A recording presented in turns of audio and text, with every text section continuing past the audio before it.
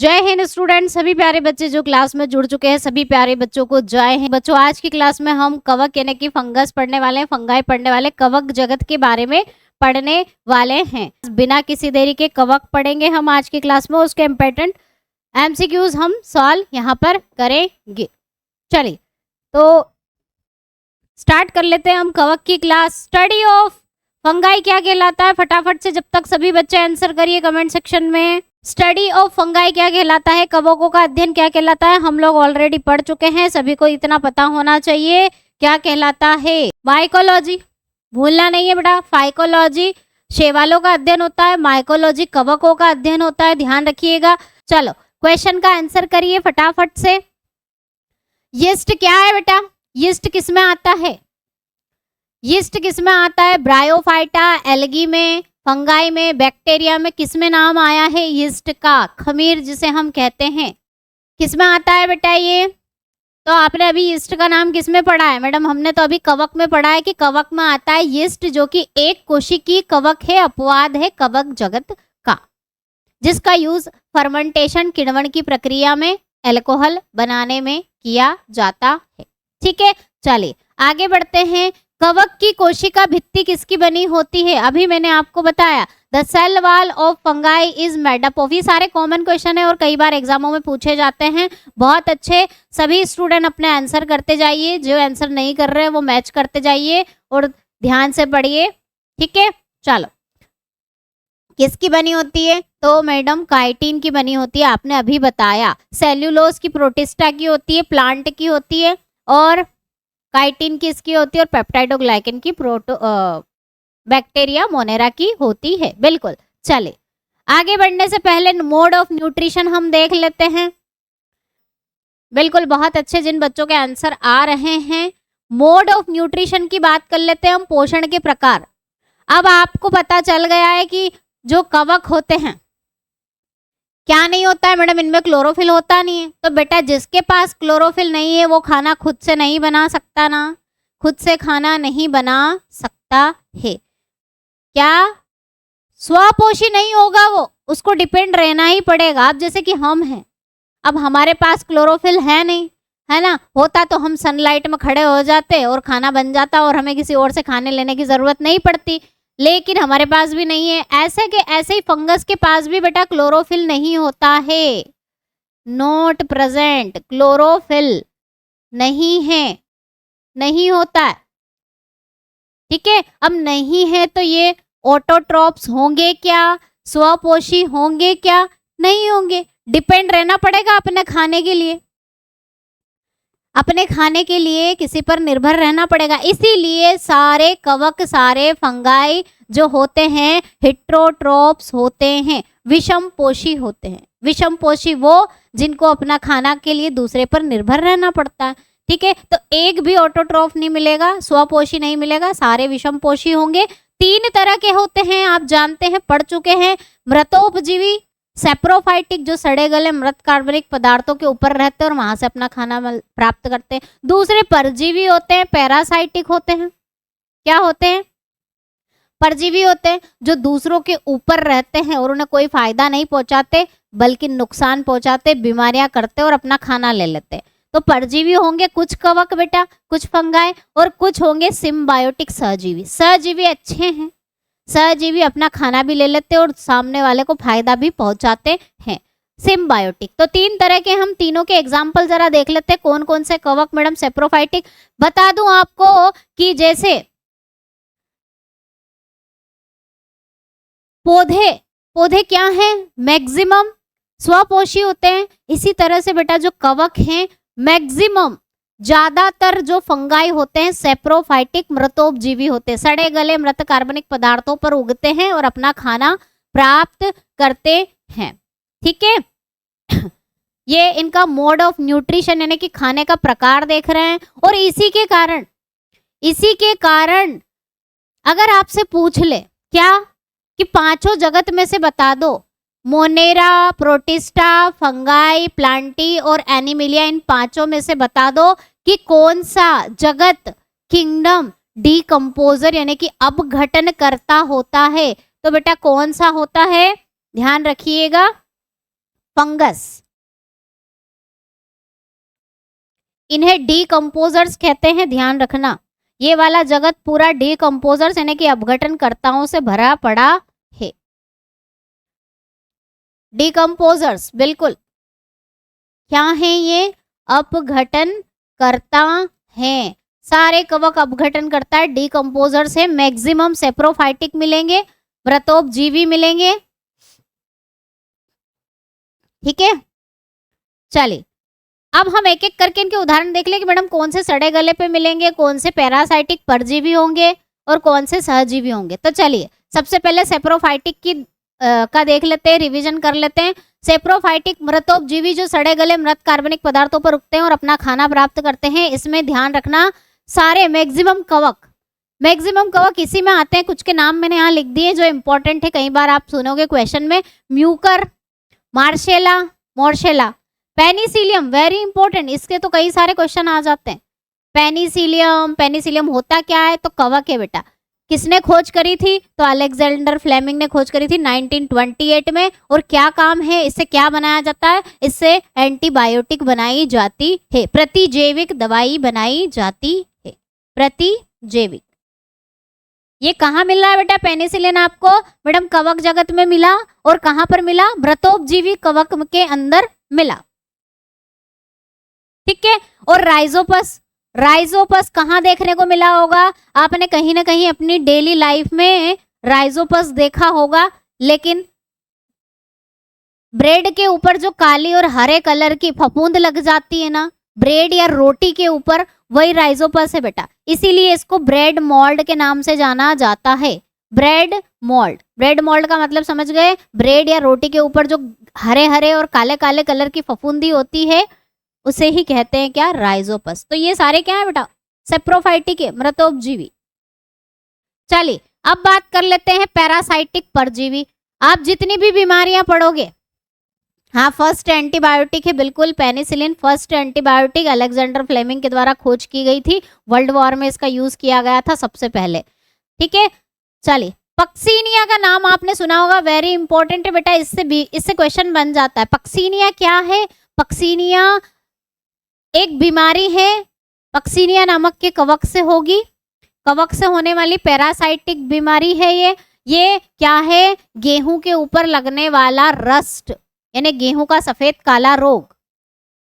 गेहूं का सफेद काला रोग किसके कारण होता है? पक्सीनिया के कारण होता है, जो कि एक कवक है और किस में आता है? पैरासाइटिक। इसके अलावा हमारे अंदर बहुत सारी, आपने रिंगवॉर्म सुना होगा, अस्थमा सुना होगा, एथलेटिक फुट सुना होगा, एस्परजिलोसिस, एस्परजिलस के कारण होती है। ये सारी बीमारियां हमारे अंदर भी कवक से होने वाली बीमारियां हम बीमारियों में एक बार और रिवाइज कर लेंगे। बैक्टीरिया और कवक, प्रोटोजोआ सबसे होने वाली बीमारियां हम बीमारियों में पढ़ेंगे।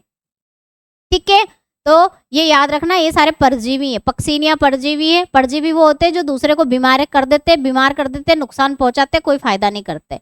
एस्परजिलस, अस्थमा भी एस्परजिलस। देखना एस्परजिलस में अलग अलग प्रकार के होते हैं। एस्परजिलस फ्यूमिगेटस से होता है अस्थमा यानी कि दमा।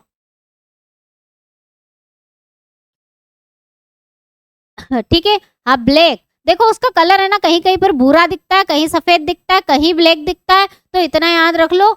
व्हीट रस्ट का मतलब गेहूं का जो है सफेद रोग, काला रोग, काला कर लो। चलो ठीक है, आपको सफेद से प्रॉब्लम है, यहाँ काला कर लो। गेहूं का काला रोग,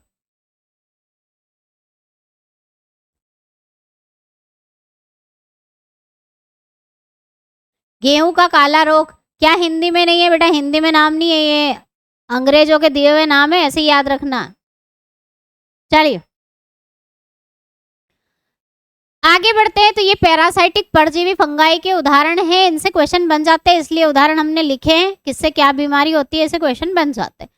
सिम्बायोटिक सहजीवी मतलब किसी के साथ रहता है, उसको फायदा पहुंचाता है और अपना पोषण भी ले लेता है। लाइकेन का नाम आपने सुना होगा, लेकिन बेटा लाइकेन ध्यान रखना, लाइकेन एक कवक नहीं है। मिसअंडरस्टैंडिंग ना हो जाए, गलती ना कर दो, पहले ही बता दूं कि लाइकेन कवक में नहीं आता। लाइकेन एक सहजीवी संबंध है बेटा। लाइकेन बोलते किसको है? सहजीवी संबंध सिम्बायोटिक रिलेशनशिप किससे मिलकर बना है? तो बेटा कवक से और शैवाल से मिलकर बना होता है। किससे? फंगाई और एल्गी का सिम्बायोटिक रिलेशनशिप होता है लाइकन। आप जानते होंगे अगर तो, और नहीं जानते हैं तो समझ लीजिए। यहाँ पर कैसे काम करते हैं ये, कैसे काम करता है लाइकेन?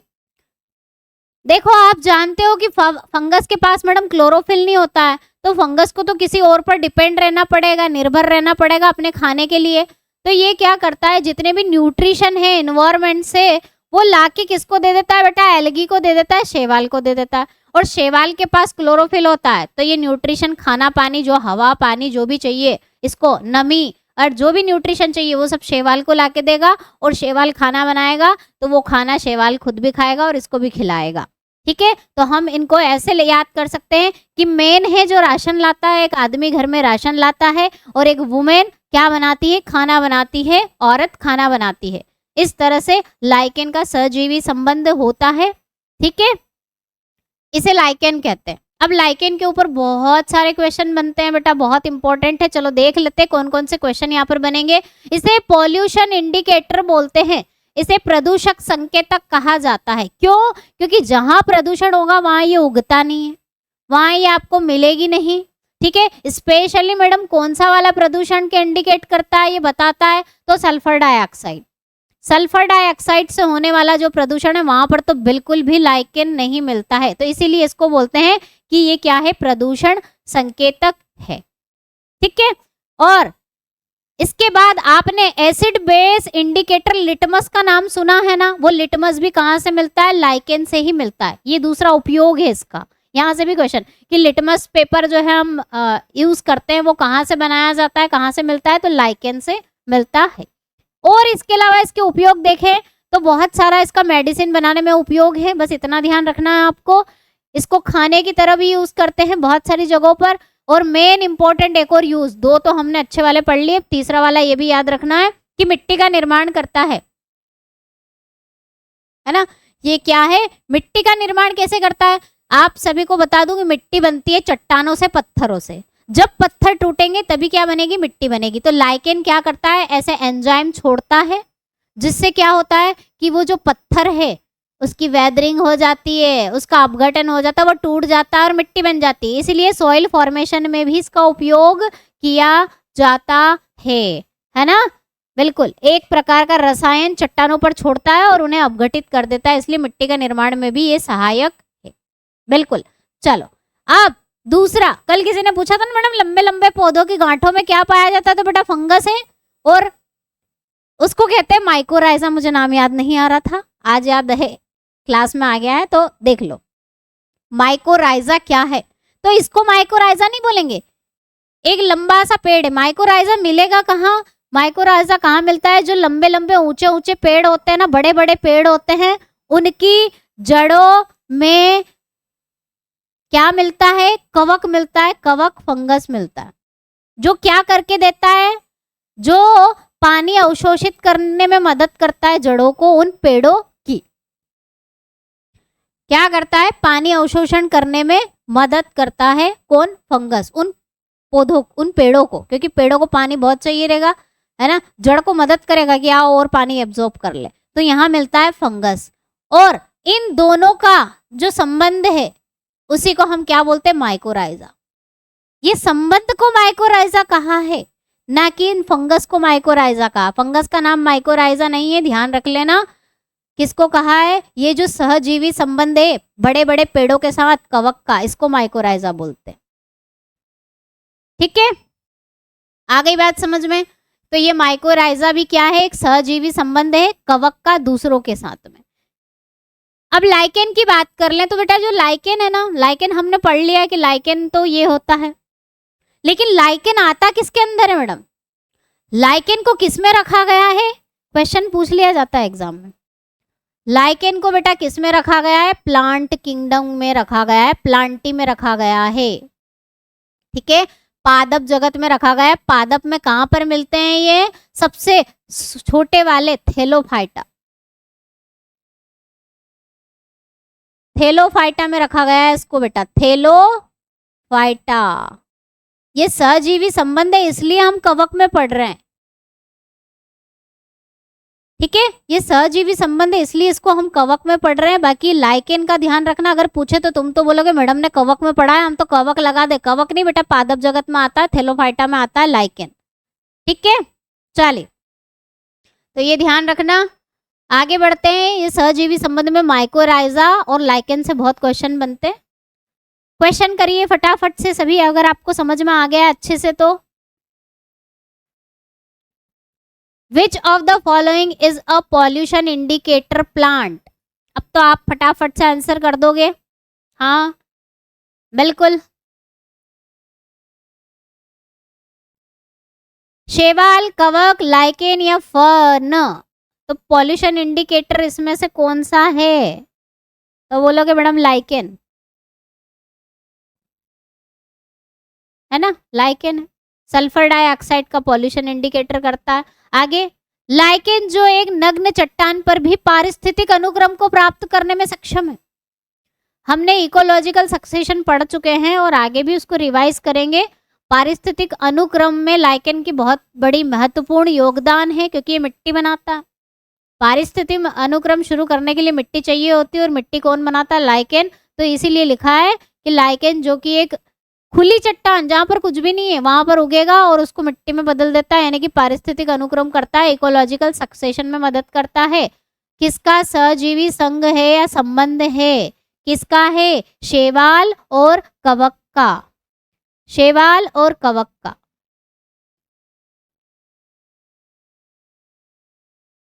ठीक है, चलिए आगे बढ़ते हैं। लिटमस जो कि अम्ल क्षार सूचक है, कहाँ से प्राप्त होता है? क्वेश्चन बन जाता है, एग्जाम में पढ़ चुके हैं। कहाँ से मिल रहा है बेटा? लाइकेन से मिल रहा है। कहाँ से मिल रहा है? लाइकेन से मिल रहा है, बिल्कुल, बहुत अच्छे। चलिए, लाइकेन प्लांट डिवीजन से संबंधित है। Lichen belong to the plant division, कौन से वाले?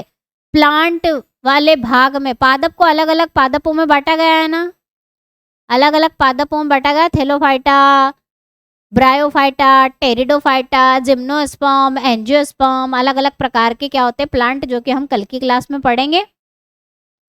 हाँ, लाइकेन का जो कलर वायलेट है, बिल्कुल लाइकेन का नहीं, लिटमस का। लाइकेन हाँ, ये किसमें मिल रहा है? बोलोगे मैडम ये थैलोफाइटा में मिलता है ना। लाइकेन को कवक में मत रखना बेटा, पादप जगत में मिलता है ये। इसकी जगह कहाँ है? इसको रखा गया है पादप जगत में, बिल्कुल, बहुत अच्छे। चलिए, निम्नलिखित में से कौन सा स्वपोषी है? विच of the following is autotrophic? कौन सा स्वपोषी है? स्वपोषी मतलब जो अपना खाना खुद बनाए। तो जरा बहुत सारी चीजें हम पढ़ चुके हैं, उसमें से देख लो कि कौन सा स्वपोषी होना चाहिए। कौन अपना खाना खुद बनाता है? क्या तितली बनाती है? नहीं, नहीं बनाएगी, पेड़ पौधे के ऊपर डिपेंड है, प्लांट के ऊपर डिपेंड है ये तो। शैवाल, एल्गी,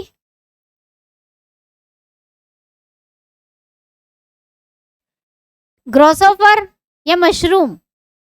क्या होगा इसका आंसर? कौन बनाएगा अपना खाना खुद? कौन बनाएगा? एल्गी बनाएगा। एल्गी के पास क्लोरोफिल है। अभी मैंने बताया ना, शैवाल के पास क्लोरोफिल होता है। क्यों? क्योंकि इसके पास क्लोरोफिल होता है बेटा, इसलिए खाना खुद बना लेगा ये अपना। इसके पास होता है मैडम क्लोरोफिल, एल्गी के पास क्लोरोफिल होता है, इसलिए अपना खाना खुद बनाएगा। टिड्डा, कीड़ा, दूसरे के ऊपर डिपेंड। मशरूम, मशरूम फंगस है बेटा। मशरूम किस में आता है? फंगस में आता है, कवक में आता है, और कवक अपना खाना खुद नहीं बनाते हैं, आप जानते हो। ये कवक जगत में आता है और कवक अपना खाना खुद नहीं बनाते हैं। ठीक है, तो शैवाल बनाएगा, बाकी सब डिपेंडेंट है। चलिए,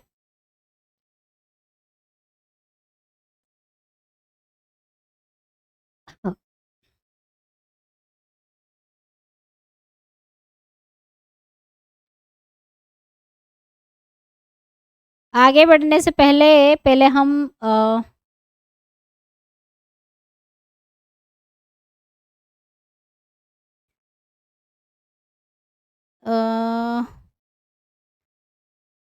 जस्ट अ मिनट, हाँ।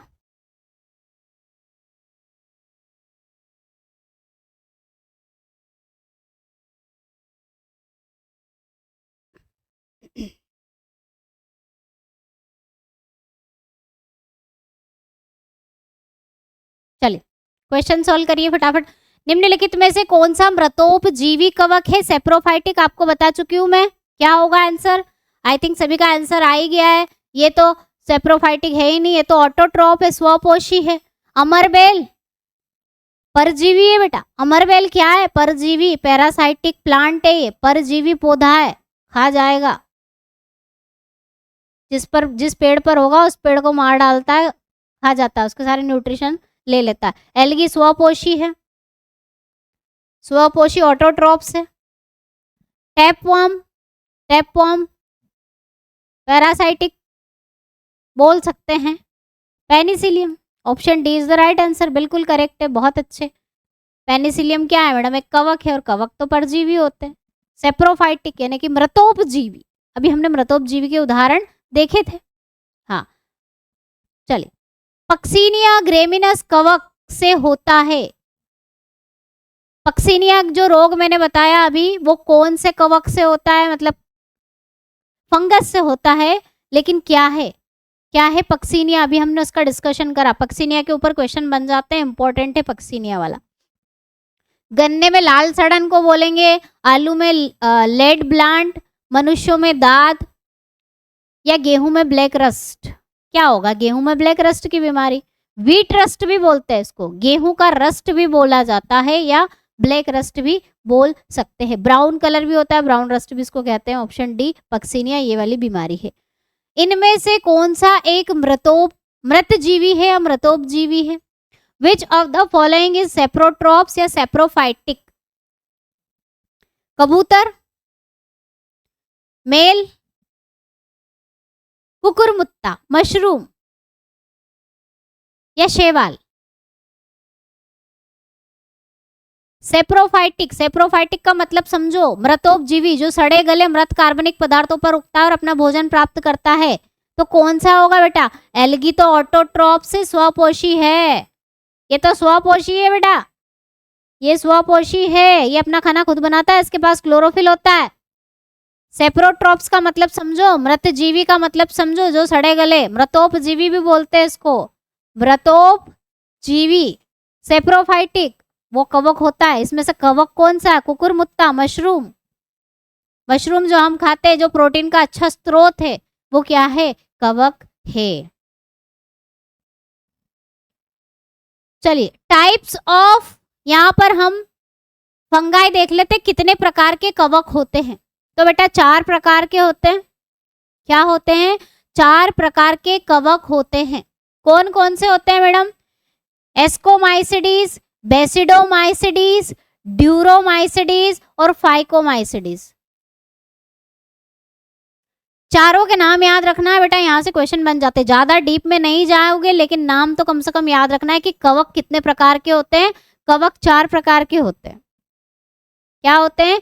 कवक 4 प्रकार के होते हैं। जिनको ट्रिक से याद करना है वो याद कर सकते हैं। अमिताभ बच्चन की डीपी मैंने याद करवाया है, रिवाइज कर लो। अमिताभ बच्चन मतलब एस्कोमाइसिडीज, बच्चन से बेसिडोमाइसिडीज, और डीपी के डी से ड्यूरोमाइसिडीज, और पी से फाइकोमाइसिडीज। वैसे इतना कम प्रकार है, यूं ही याद हो जाएगा। एस्कोमाइसिडीज, बेसिडोमाइसिडीज, ड्यूरोमाइसिडीज और फाइकोमाइसिडीज। 4 प्रकार की क्या होती है?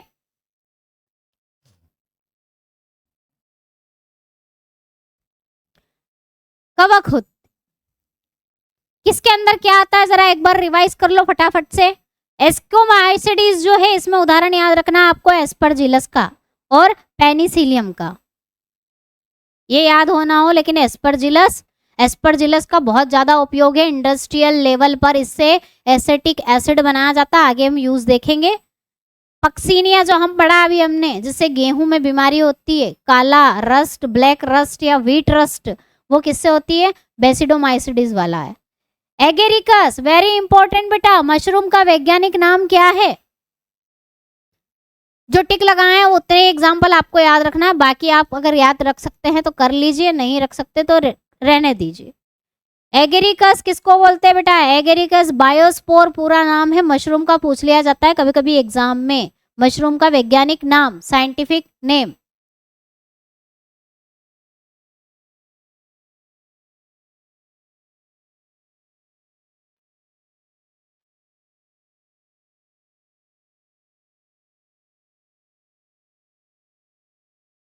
मैंने रस्ट का बताया, वो बालियों का रोग है वो अलग होगा, वो देखना पड़ेगा पांडेरा, कि जो ऊपर वो बालियां लगी होती है, गुच्छे लगे होते हैं जिसमें गेहूं आते हैं, उसमें काला पड़ जाता है, वो किसके कारण होता है उसको देखना पड़ेगा। ठीक है, यहाँ गेहूं की बालियों पे ये जो रस्ट वाला बीमारी है ना, इसमें जो पत्ते हैं ना वो भूरे काले पड़ जाते, पत्तों की बात हो रही। चलिए, ड्यूरोमाइसिडीज में याद रख सकते हैं आप, नाम रखना याद चाहें तो, ट्राइकोफाइटन। ये ट्राइकोफाइटन किसने पूछा था कि वो एथलीटेड फूट किसके कारण होता है, एथलीट फूट किसके कारण होता है बीमारी, ट्राइकोफाइटन शायद, हाँ। म्यूकर, राइजोपस, राइजोपस और म्यूकर ये किस में आते हैं, फाइकोमाइसिडीज में आते हैं। ये उदाहरण है बेटा। एस्कोमाइसिडीज, बेसिडोमाइसिडीज, ड्यूरोमाइसिडीज, फाइकोमाइसिडीज 4 प्रकार के कवक होते हैं। एस्को में आता है क्या, एस्परजिलस और पेनिसिलियम। बेसिडो में आता है मशरूम, एगरिकस और पक्सीनिया, पुकीनिया, पक्सीनिया कर लेना इसको। और ड्यूरो में आता है ट्राइकोफाइटन।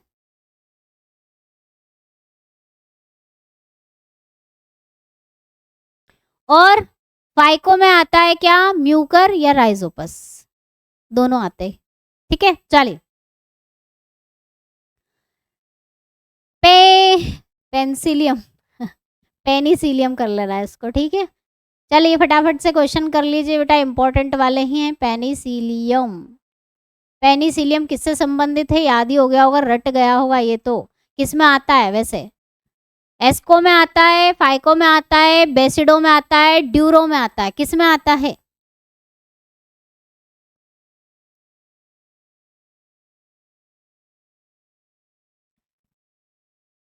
पेनिसिलियम किस में आता है,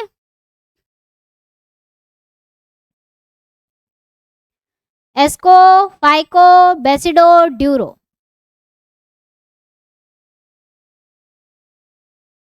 बहुत अच्छे, जिनका आंसर आ गया। एस्को में आता है मैडम, पेनिसिलियम किस में आता है, एस्कोमाइसिडीज में आता है, क्योंकि पेनिसिलियम बहुत इंपॉर्टेंट है बेटा, इससे कई क्वेश्चन बन जाते हैं। तो कम से कम हमें इतना पता होना चाहिए कि जो पेनिसिलियम है एक कवक है, जो कौन से कवक की कैटेगरी में आता है, एस्कोमाइसिडीज में आता है। इंपॉर्टेंट क्वेश्चन बन जाता है। बहुत अच्छे, जिन बच्चों के आंसर आ चुके हैं ऑप्शन ए। आगे बढ़ते हैं, कौन एक बहुकोशिकीय जीव है। अब थोड़े थोड़े क्वेश्चन आगे बढ़ते जाओगे, कॉमन सेंस वाले क्वेश्चन आते जाएंगे, जिसमें पुराना आगे का और जो पढ़ रहे हैं सब कुछ मिक्स करके आएगा। तो इसमें से बता दो कौन सा मल्टी सेल्यूलर ऑर्गेनिज्म है, बहुकोशिकीय जीव है। आप बहुत कुछ पढ़ चुके हो, थोड़ा बहुत आपको समझ में आ गया है। एगेरिकस, माइकोप्लाज्मा, साइनोबैक्टीरिया, पैरामीशियम, सबके बारे में जानकारी आपको हो चुकी है। आप सब जान चुके हो कि मैडम माइकोप्लाज्मा, साइनोबैक्टीरिया तो एक कोशिकीय जीव है, मोनेरा में आते हैं। पैरामीशियम मैडम प्रोटिस्टा में आता है, एक कोशिकीय ही है। ठीक है, अब बचा क्या, ये एगेरिकस एक कवक का नाम है बेटा। किसको बोलते हैं एगेरिकस, अभी बताया था ना मैंने, मशरूम। तो एगेरिकस नाम सुनो तो घबराना मत, मशरूम है ये, मशरूम, कुकुरमुत्ता। मशरूम को ही एगेरिकस बोलते हैं, बायोस्पोर पूरा नाम है इसका। ठीक है, बहुत अच्छे। चलिए, जीवों के निम्नलिखित प्रकारों में से छत्रक, अब इसको कहीं कहीं पर छत्रक भी बोल देते हैं, छत्रक का मतलब मशरूम है बेटा, कुकुरमुत्ता मशरूम, इसको ही छत्रक बोलते हैं। किससे संबंधित है, to which of the following type of organism is that mushroom associated, किससे जुड़ा हुआ है, शैवाल से, कवक से, फर्न से, लाइकेन से। तो क्वेश्चन बताने की जरूरत नहीं, सभी जान गए हो मैडम, कवक में आता है, ये तो कवक में आता है, बिल्कुल। चल,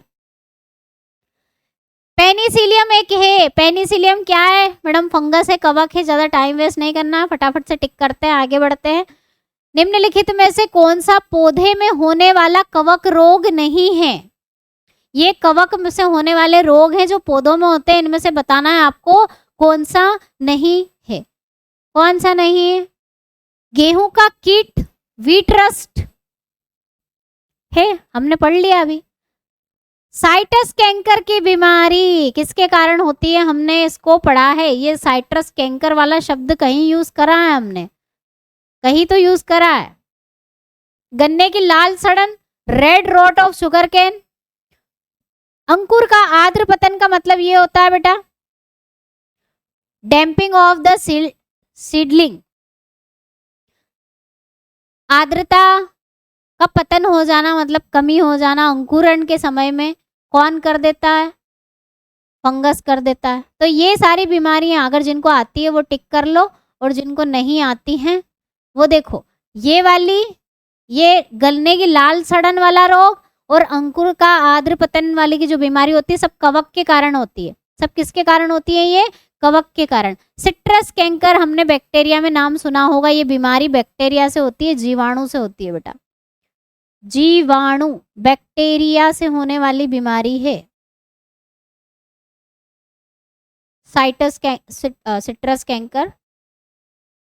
हाँ चलिए, निम्नलिखित में से क्या बीजाणु निर्माण द्वारा प्रजनन करता है? विच of the following reproduce by the spore formation. अब हम रिप्रोडक्शन की बात करेंगे कि कवक में प्रजनन कैसे होता है। कवक में प्रजनन कैसे होता है? तो कवक की मेन मेथड ध्यान रखना बेटा, जो कवक है, फंगाई किंगडम है, जो कवक जगत है, इसकी मेन मेथड, मुख्य विधि किसकी मुख्य विधि मैडम? रिप्रोडक्शन की। रिप्रोडक्शन यानी कि प्रजनन की मुख्य विधि प्रजनन की कौन सी है बेटा? स्पोर फॉर्मेशन, बीजाणुओं के द्वारा। कौन सी है? स्पोर फॉर्मेशन, यानी कि स्पोर बनाती है बीजाणु के द्वारा। क्या होता है मैडम? ये आगे हम चर्चा करेंगे। स्पोर या बीजाणु भी बोलते हैं जिसको, बीजाणु के द्वारा। ज्यादातर मैक्सिमम कवक जो हैं बीजाणुओं के द्वारा अपना प्रजनन करते हैं। तो इनमें से ढूंढ लो कौन सा कवक है। ये कवक है तो ऑब्वियसली ये बीजाणु निर्माण के द्वारा प्रजनन करेगा। हाँ मैडम करेगा। प्लेनेरिया, प्लेनेरिया हम आगे पढ़ेंगे, एनिमल किंगडम में नाम आता है इसका। ब्रायोफाइटा पौधा है, प्लांट है, और हाइड्रा भी क्या है? एक जीव है, एनिमल है। ठीक है, ये सारे ये दोनों जीव है, ये पौधे में आते हैं। तो स्पोर से ज्यादातर फंगस यानी कि कवक अपना प्रजनन करते हैं। तो राइजोपस एक कवक है, इसलिए राइट आंसर होगा ऑप्शन है। इस तरह से क्वेश्चन आपको करना है, बिल्कुल ठीक है। चलिए आगे बढ़ते हैं। देखो स्पोर फॉर्मेशन क्या होता है, थोड़ा सा ये स्ट्रक्चर याद रखें, इससे क्वेश्चन कभी कभी बन जाते हैं। ये एक कवक है बेटा, ये एक कवक का डायग्राम है। कवक में क्या होता है? इस तरह का पौधे जैसा दिख रहा होगा आपको। यहाँ पर नोड है, मतलब ये जो जड़ जैसी, सबसे पहले नीचे से शुरुआत करते हैं। ये जो जड़ें दिख रही हैं आपको, ये क्या है? जड़ें होती हैं। जड़ें नहीं, एक तरह से जड़ जैसी संरचना होती है। जब भी जड़ जैसी संरचना आप कवक में देखोगे उसको माइसीलियम बोलते हैं। इसको क्या बोलते हैं बेटा? माइसीलियम, माइसीलियम कहा जाता है। मतलब ये समझ लो कि जैसे ये जड़ है, ये माइसीलियम बोलते हैं, इनकी जड़ों की जैसी संरचना को माइसीलियम कहा जाता है। ये हाइपा है, याद रखना, एक हाइपा। हाइपा क्या है? लंबे लंबे फिलामेंट होते हैं, धागे जैसी संरचना होती है जिससे कवक जुड़े हुए होते हैं, उसे हाइपा बोलते हैं। ये नोड है जहां पर हाइपा से जुड़े हुए होते हैं, जैसे कि पौधों में पत्तियां जुड़ी होती है। ठीक है, ये वाला जो हिस्सा है बहुत इंपॉर्टेंट, ये गोल गोल फ्रूटिंग बॉडी यानी कि फल जैसी संरचना आपको दिखाई दे रही होगी। क्या? फल दिखाई दे रहा होगा, ये फल समझ लो, फ्रूटिंग बॉडी बोलते हैं इसको। फल जैसा कुछ दिखाई देता है गोल गोल, इसको बोलते हैं बेटा स्पोरेंजियम। स्पोरेंजियम। ये क्यों पढ़ा रही हूँ? क्योंकि ये कभी कभी इन शब्दों से क्वेश्चन बन जाते हैं, तो आपको पता होना चाहिए कि स्पोरेंजियम होता क्या मैडम। ये हाइपा क्या होता है? हाइपा एक फिलामेंट, लंबा धागे जैसी संरचना जिससे बहुत सारे कवक जुड़े हुए होंगे। ये जड़ जैसी संरचना को माइसीलियम कहते हैं। और ये फ्रूटिंग फल जैसी संरचना जो होती है, इसी के अंदर स्पोर होते हैं। इसी में क्या होते हैं, स्पोर का कनेक्शन आप बीज से कर सकते हो। जैसे एक फल है और उस फल में जो बीज होंगे वो स्पोर होंगे। जब ये फल फट जाता है, मतलब ये स्पोरेंजिया फट जाता है और फट जाने से इसके बाद इसके अंदर से जो स्पोर निकलेंगे, जहां जहां स्पोर गिरेंगे वहां वहां एक नया फंगस बना लेंगे। ठीक है, तो ये बीज समझ लो। स्पोर कहाँ मिलते हैं, जिसके अंदर स्पोर मिल रहे हैं, बीज मिल रहे हैं, उसको स्पोरेंजियम कहते हैं। और जहां पर स्पोरेंजियम लगा है, वो फ्रूट लगा है, इस पूरे संरचना को, इसको पूरे को क्या कहोगे आप, स्पोरेंजियोफोर। स्पोरेंजियोफोर। ये आप प्लांट पढ़ोगे ना, तो प्लांट में ऐसी चीजें आपको बहुत सारी सुनने को मिलेगी। ठीक है, तो हाँ, फलाकृति स्पोरेंजियम, जो भी है स्पोरेंजियम याद रख लो, फलाकृति स्पोरेंजियम, फ्रूटिंग बॉडी। ये एक कवक की संरचना है बेटा, कवक ऐसा दिखता है, वो भी कौन सा, फिलामेंट वाला। चलिए आगे बढ़ते हैं। ब्रेड बनाने में इस्तेमाल की जाने वाली खमीर क्या करती है बेटा, यानी कि यीस्ट का क्या काम है, ब्रेड में क्या काम करती है वो, बताइए। Yeast used in making bread, बेटा यीस्ट का यूज ब्रेड बनाने में, बेकरी में और अल्कोहल बनाने में, 2 जगह करते हैं। खमीर का उपयोग किण्वन के लिए उत्प्रेरक के रूप में कार्य करती है, किण्वन की प्रक्रिया में मदद नहीं करती, नहीं ऐसा तो बिल्कुल नहीं है, तो गलत है। किण्वन इससे ही होता है, फर्मेंटेशन, सड़ाना एक तरह से बोल सकते हैं। स्वादिष्ट बना देता है ब्रेड को, इसलिए उसमें यीस्ट मिलाते हैं, यीस्ट यूज करते हैं क्या, ऐसा कुछ नहीं है, यीस्ट नहीं मिलाओगे तो भी टेस्ट आ जाएगा।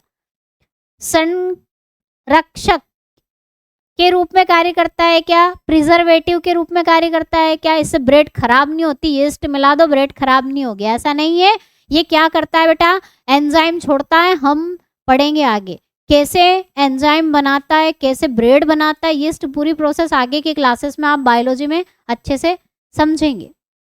ठीक है, ये अल्कोहल और कार्बन डाइऑक्साइड बना देता है, 3 तरह के एंजाइम इसके पास रहते हैं, तो ये एंजाइम छोड़ता है, एंजाइम से ये क्या करेगा, सड़ा देगा, किण्वित कर देगा, फर्मेंटेट कर देगा, उसके लिए इसको यूज किया जाता है। ऑप्शन ए इसका राइट आंसर होगा, उत्प्रेरक की तरह काम करता है, ये समझ लीजिए।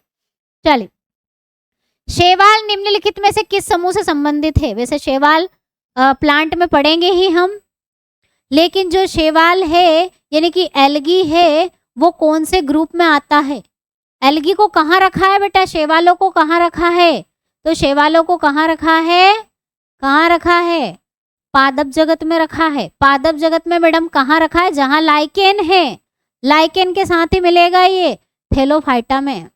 कहाँ मिलता है, थैलोफाइटा के अंदर मिलता है, टेरिडोफाइटा में नहीं बेटा। कहाँ मिलता है शैवाल, थैलोफाइटा में।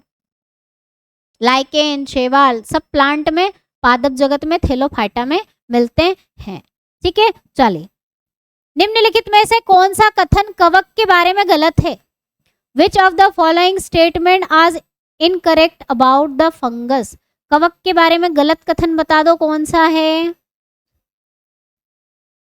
बहुत अच्छे, जिन बच्चों के भी आंसर आ रहे हैं ना बेटा, हाँ बिल्कुल बेटा, सागर कुमार, शराब यीस्ट से ही बनती है, मैक्सिमम सारी शराबें यीस्ट का उपयोग किया जाता है। हम पढ़ेंगे माइक्रो ऑर्गेनिज्म का यूज पढ़ेंगे हम इंडस्ट्रियल लेवल पर क्या क्या है।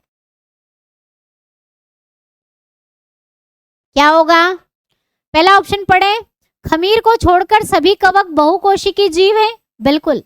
यीस्ट को छोड़कर सभी मल्टी सेल्यूलर है, बिल्कुल करेक्ट है। कवक विषम पोषी होते हैं, बिल्कुल जी हाँ, स्वपोषी बिल्कुल नहीं, इनके पास क्लोरोफिल नहीं होता, खाना नहीं बना सकते। परजीवी या मृतजीवी होते हैं, बिल्कुल, या तो बीमारी फैलाएंगे या किसी सड़े गले मृत कार्बनिक पदार्थ पर उगेंगे। कवक बढ़ने के लिए ठंडी शुष्क परिस्थितियों को पसंद करते हैं क्या, ठंडी जगह पसंद करते हैं क्या, नहीं, गर्म चाहिए और शुष्क चाहिए। ठीक है, कवक स्थिर होते हैं क्या, और यह स्लाइम मोल्ड और कवक के बीच का मुख्य अंतर है। कवक स्थिर होते हैं, चल फिर नहीं सकते बेटा, इनके पास चलने फिरने के लिए कुछ नहीं है, ये भी सही है, ये वाला गलत है। ऑप्शन सी यहाँ पर क्या होगा, गलत है। क्यों गलत है? क्योंकि कवक को पनपने के लिए ठंडी नहीं गर्म चाहिए। फ्रिज में रख दोगे तो फंगस नहीं लगेगी। कोई सी चीज हम फ्रिज में क्यों रखते हैं? खराब नहीं होती मैडम, इसलिए हम फ्रिज में रख देते हैं, कई टाइम तक चलती है। फ्रिज में ठंडा होता है, टेम्परेचर कम होता है, इसलिए कवक फंगस वहां पर लगता नहीं है। तो इसलिए इसको ठंडी जगह बिल्कुल नहीं, इसको गर्म चाहिए और नम जगह चाहिए। गर्म और नम, कूल और मॉइस्ट एरिया, सॉरी ड्राई और मॉइस्ट एरिया चाहिए इनको पनपने के लिए। ठीक है, तो ऑप्शन डी नहीं, सी यहाँ पर गलत होगा। डी तो कर, कवक चलते फिरते नहीं है बेटा, इनके पास कोई चलने फिरने के लिए खुद के पास कुछ नहीं है, फ्लैजिला सीलिया जैसा कुछ नहीं है इनके पास, ना हाथ पांव है। ये तो हवा के साथ और पानी के बहाव के साथ बह जाते हैं। ठीक है, चलिए, निम्नलिखित में से कौन से जीव ब्रेड मोल्ड के रूप में जाने जाते हैं? ब्रेड मोल्ड अभी मैंने बताया था, फटाफट से सभी के आंसर आने चाहिए। Which of the following organism is also known as bread mould? Bread mould किसको बोलते हैं? क्या होगा? राइजोपस को, प्लाज्मोडियम को, अमीबा को या यीस्ट को? किसको कहेंगे?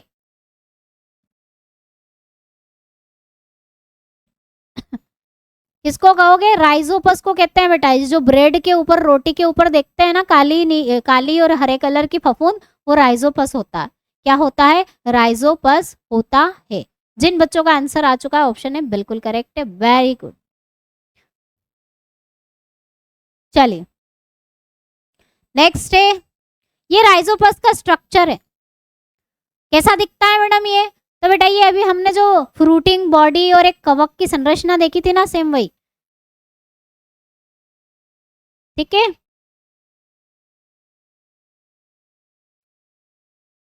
ये इस तरह का दिखता है जब इसको माइक्रोस्कोप में देखा जाता है। ब्रेड के ऊपर ऐसी खराब हो जाती ना ब्रेड, उसको माइक्रोस्कोप में देखोगे तो ऐसे फ्रूटिंग बॉडी, स्पोरेंजिया दिखेगा। ठीक है, उसके अंदर बीजाणु बनते हैं, फिर वो गिरेंगे, इस तरह से फैलती जाती है। राइजोपस होगा उसका आंसर बिल्कुल। चलिए आगे बढ़ते हैं नेक्स्ट क्वेश्चन की तरफ। अब इसका आंसर आप सभी मुझे दें, बिल्कुल सभी को समझ में आ चुकी है बातें। Why do you think that food is protected from the fungi? आपको क्या लगता है कि रेफ्रिजरेटर में संग्रहित भोजन कवक से सुरक्षित रहता है क्या?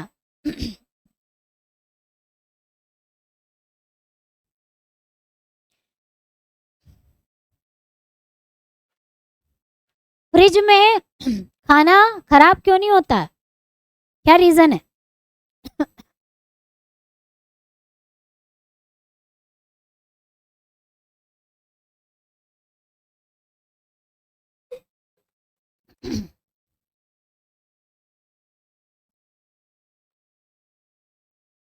कवक गर्म परिस्थितियों में नहीं बढ़ता है क्या? बढ़ता है। रेफ्रिजरेटर शुष्क और ठंडी परिस्थितियां प्रदान करता है जो कवक को बढ़ने नहीं देती है। रेफ्रिजरेटर में क्लोरोफ्लोरोकार्बन गैस होती है जो जहरीली होती है, जिससे कवक मर जाते हैं या बढ़ते नहीं है। नहीं, ये कोई कारण नहीं है। चूंकि यह उपकरण बिजली से काम करता है तो कवक को बढ़ने नहीं देता, कवक को झटके लगते रहते हैं फ्रिज के अंदर। ऐसा कुछ नहीं है बेटा। क्या कारण है? रेफ्रिजरेटर में ठंडी परिस्थितियां होती है और शुष्क परिस्थितियां होती है। उसे चाहिए क्या? नम, नम और गर्म, ये दो चीज चाहिए, तब जाके कवक पनपता है। चलिए बहुत अच्छे, जिन बच्चों का आंसर ऑप्शन बी आ चुका है। ठंडा वातावरण होने के कारण और शुष्क वातावरण होने के कारण कवक पनपता नहीं है फ्रिज में। चलो, सामान्य मशरूम का वैज्ञानिक नाम बता दो फटाफट से, बिना टाइम वेस्ट करे। Scientific name of common mushroom is?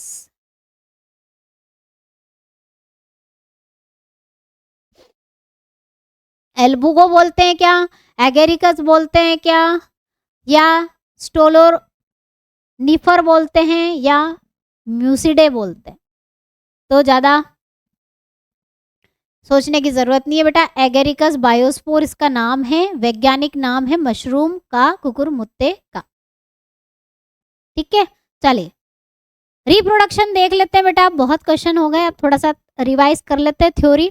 Reproduction यानी कि प्रजनन कैसे होता है कवकों में। तो 3 तरह का प्रजनन का नाम याद रखना है आपको बेटा। वेजिटेटिव यानी कि कायिक जनन, अलैंगिक और लैंगिक प्रजनन, तीनों तरह का प्रजनन यहाँ पर पाया जाता है। कायिक जनन किसको बोलते हैं? तो बेटा कायिक, काया का मतलब समझते हो आप, बॉडी, शरीर, काया देह, ठीक है। तो अगर बॉडी के किसी पार्ट से, काया के टूटने से या काया से या बॉडी से अगर कोई दूसरा वाला फंगस बन जाएगा, कवक बन जाएगा, तो वो कायिक जनन में आता है। अलैंगिक प्रजनन में क्या होगा? 1 से 2, 2 से 4 होंगे, लेकिन एक ही पेरेंट चाहिए, माता या पिता में से कोई एक होगा, उसको अलैंगिक में रखेंगे। और लैंगिक में माता और पिता दोनों होते हैं, 2 पेरेंट होते हैं, ठीक है। चलिए इनको जरा डीप में पढ़ लेते हैं हम। 3 प्रकार के, पहले तो नाम याद रखना कि कवक में 3 प्रकार का प्रजनन होता है मैडम, कायिक जनन, वेजिटेटिव, अलैंगिक, और लैंगिक सेक्सुअल और असेक्सुअल। अब वेजिटेटिव रिप्रोडक्शन यानी कि कायिक प्रजनन में कौन कौन से प्रजनन आते हैं? देखो कायिक का मतलब ये है कि खुद के शरीर से ही दूसरा फंगस बन जाए, खुद से ही बन जाए, ठीक है। तो उसमें आता है फ्रेगमेंटेशन। तो कवकों में फ्रेगमेंटेशन यानी कि विखंडन होता है। मान लो एक कवक है, एक कवक बीच में से टूट गया, तो जहां से टूटेगा उतने बच्चे पैदा कर देगा, उतने दूसरे कवक बन जाएंगे, उतने टुकड़े बन जाएंगे, और अलग अलग जितने टुकड़े होते हैं उतने ही बच्चे बनते हैं। ये कहलाएगा क्या? विखंडन, ठीक है। इस तरह से 2 से 4, 4 से 6, जितने टुकड़े उतने बच्चे। दूसरा बडिंग, मुकुलन। मुकुलन का आप जानते ही हो, क्या एग्जाम्पल है? बहुत वेरी इंपॉर्टेंट बेटा, यीस्ट, वेरी वेरी इंपॉर्टेंट। खमीर में कौन सा प्रकार का प्रजनन पाया जाता है? यीस्ट में पूछा जाता है।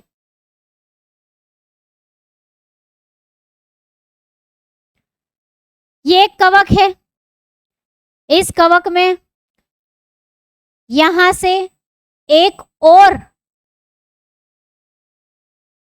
बड यानी कि कली उत्पन्न हो गई, और ये जब पूरी तरह से डेवलप हो जाएगी, विकसित हो जाएगी, इससे अलग हो जाएगी और 2 कवक बन जाएंगे, इसको बोलते हैं बडिंग, मुकुलन।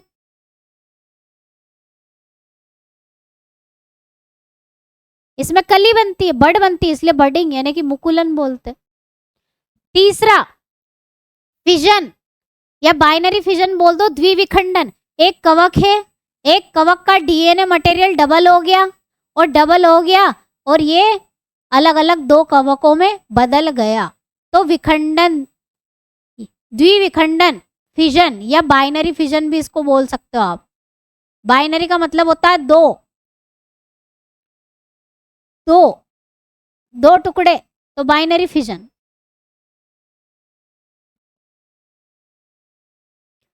ठीक है। तो इस तरह के, ये वेजिटेटिव क्यों बोलते हैं बेटा? क्योंकि खुद की काया टूट रही है और काया से 2 कवक बन रहे हैं, इसलिए इसको कायिक प्रजनन में रखा गया है। अब हम बात कर लेते हैं असेक्सुअल रिप्रोडक्शन की, अलैंगिक प्रजनन की। अलैंगिक प्रजनन में बीज बनते हैं जिन्हें हम स्पोर्स बोलते हैं। कैसे बनते हैं? ठीक है, तो एक कवक है, उस कवक के ऊपर स्पोरेंजियम बन गया, और इस स्पोरेंजियम में मान लो एक बीज था, 1 से 2 बने, 2 से 4 बने, 4 से 6 बने, 6 से 8 बने। कौन सी मेथड से बीज बनते? तो बोलोगे माइटोसिस यानी कि समसूत्री विभाजन। 1 से 2, फिर उन दोनों से 2, 2 उनके 4, 8, और इस तरह से बहुत सारे स्पोर बन जाएंगे। और ये स्पोरेंजियम ये जब फूट जाता है तो ये सारे बीज जहां जहां गिरेंगे नीचे, वहां वहां एक नया कवक बना देंगे। तो असेक्सुअल में स्पोर बनाते हैं, स्पोर का फॉर्मेशन होता है, बीजाणुओं का निर्माण होता है। किसके द्वारा होगा? माइटोसिस, समसूत्री विभाजन। ये इतने सारे बीज किससे बने हैं बेटा? समसूत्री विभाजन कर करके, एक सेल से 2, 2 से फिर 2, उनकी फिर 2, इस तरह से समसूत्री विभाजन से बनते हैं, इसलिए इसको असेक्सुअल रिप्रोडक्शन में रखा है, अलैंगिक प्रजनन में रखा है। इसमें कहीं पर भी 2 माता पिता आ रहे हैं? नहीं आ रहे हैं, इसलिए असेक्सुअल रिप्रोडक्शन इसको बोलते हैं। यहाँ से क्वेश्चन ऐसे बन सकते, पूछ सकते हैं कि सबसे मेन क्वेश्चन तो यही है कि जो कवक है, कवक की मेन मेथड कौन सी है, प्रजनन करने की मुख्य विधि कौन सी है? तो स्पोर बनाना, बीजाणु बनाना, इसके द्वारा सबसे ज्यादा कवक प्रजनन करते हैं। ठीक है। अब यहाँ पर थोड़ा सा मैं जू स्पोर की बात कर लूं। देखो अलग अलग प्रकार के स्पोर होते हैं बेटा, अलग अलग प्रकार के बीजाणु होते हैं, मैं आपको टाइप्स बताऊंगी। तो कौन कौन से असेक्सुअल में बनते हैं जिन्हें हम जू स्पोर बोलते हैं, ठीक है। कोनेडिया बोलते हैं, कोनेडिया आपको मैंने लास्ट क्लास में भी बताया था। जू स्पोर क्या होते हैं, ऐसे स्पोर जिनके पास चलने के लिए खुद चल सकते हैं, एक जगह से दूसरे जगह जा सकते हैं। देखो कुछ बीज ऐसे होते हैं, मान लो कुछ बीज ऐसे होंगे जो क्या करेंगे, जिनके पास चलने फिरने के लिए कोई साधन नहीं है, जब हवा आएगी तभी उड़ के जाएंगे और कहीं और गिरेंगे, जब पानी आएगा पानी में बह के जाएंगे, कहीं और जाएंगे, तो वो चल फिरने वाले नहीं होते। जो चल फिर सकता है उसको जूस्पोर बोलते हैं। जो जिसके पास चलने के लिए पूंछ जैसी संरचना होगी, ये एक बीज है, मान लो ये एक बीजाणु है, ये एक स्पोर है, ठीक है। इस स्पोर के पास चलने के लिए पूंछ जैसी संरचना होगी, इसे बोलते हैं जू स्पोर, ठीक है। हाँ, तो असेक्सुअल रिप्रोडक्शन मतलब क्या, स्पोर बनता है मैडम, लेकिन स्पोर किससे बनता है, माइटोसिस से बनता है, समसूत्री विभाजन के द्वारा बनता है। इतने सारे जो बीज बने वो समसूत्री विभाजन करके बने, इसीलिए इसको असेक्सुअल रिप्रोडक्शन प्रजनन कहते हैं, अलैंगिक प्रजनन।